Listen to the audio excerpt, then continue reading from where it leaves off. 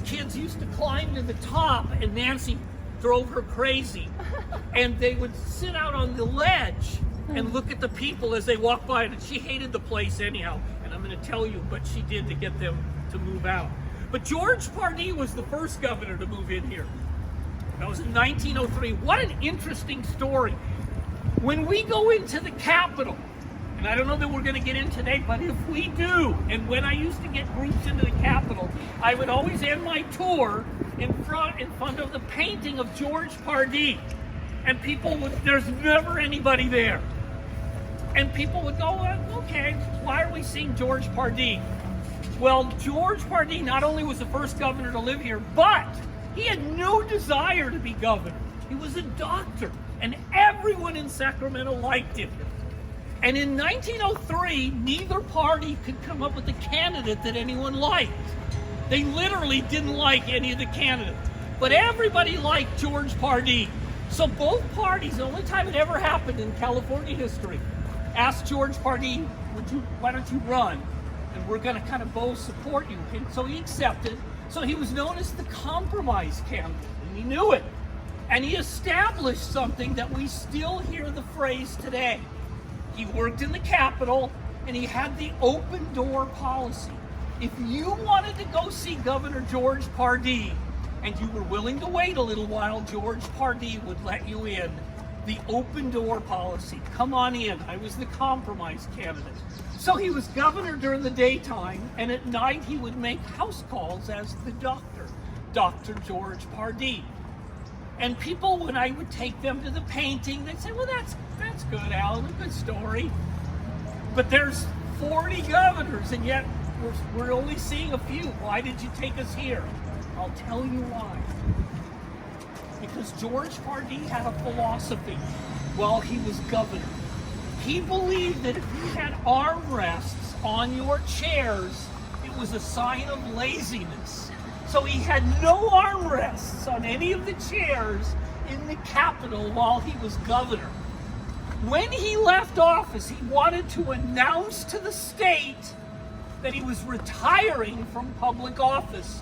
So he had his painting done sitting in a chair with armrests that he never used while he was governor of California. He was the first governor to live here. Another interesting governor who lived here, Chief Justice Earl Warren. He was governor for 10 years, the longest term governor. And you recognize his name not only because he was governor, Chief Justice of the Supreme Court, and the Warren Commission report after John F. Kennedy was assassinated. He was a governor here for 10 years. Pat Brown, I mentioned his name. He grew up here. Pat Brown was an interesting governor. He really loved hanging out with the people. And when Pat Brown would come home from work every day, he would go across the street, which used to be the Carry-On Hotel, and he would swim with the residents. The governor would go swimming with the people at the Carry-On Hotel. Well, the good people of Sacramento said, oh, it must be because he doesn't have a swimming pool. So they built a pool, which is right behind those wooden fences over there. Really nice swimming pool. And Pat Brown would come home every day after work and go across the street to the Carry-On Hotel and swim with the residents. He just wanted to swim with the residents. Another interesting thing about Pat Brown, his real name is Edmund Brown. And if I take people to see his painting, it's a really good one in the Capitol, it says Edmund Brown, and inevitably a student will say, Alan, you said his name was Pat Brown. It's Edmund Brown. And I will say, you are right. And I'm glad you pointed that out because there's a story I want to tell you. When he was in 7th grade, World War II was going on. And little Edmund Brown had to give a report before his class about why it was important to buy government war bonds. And Edmund Brown wrote a great report.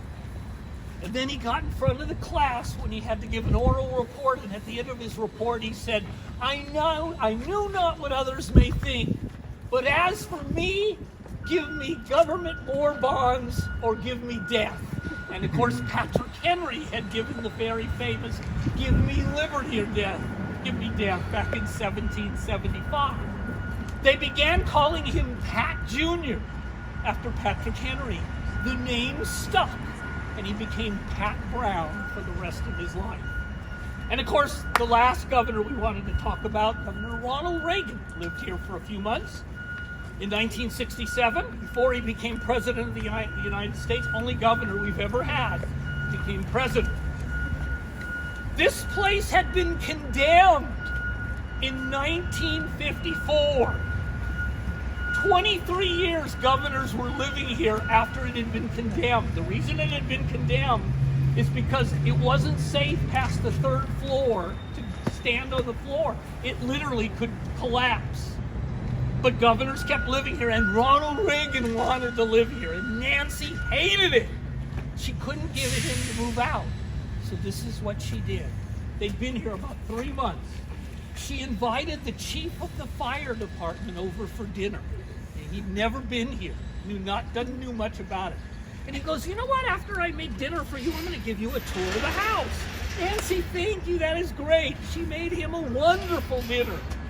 And then she gave him a great tour of the first floor, and a fantastic tour of the second floor, and a wonderful tour of the third floor. And then she said, this is as far as we go.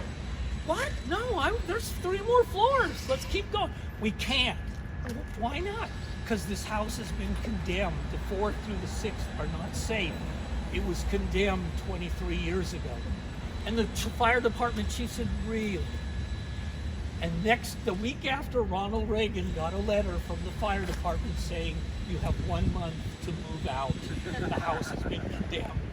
And the Reagans reluctantly moved out. They got a house on 45th. And Nancy Reagan had achieved her goal.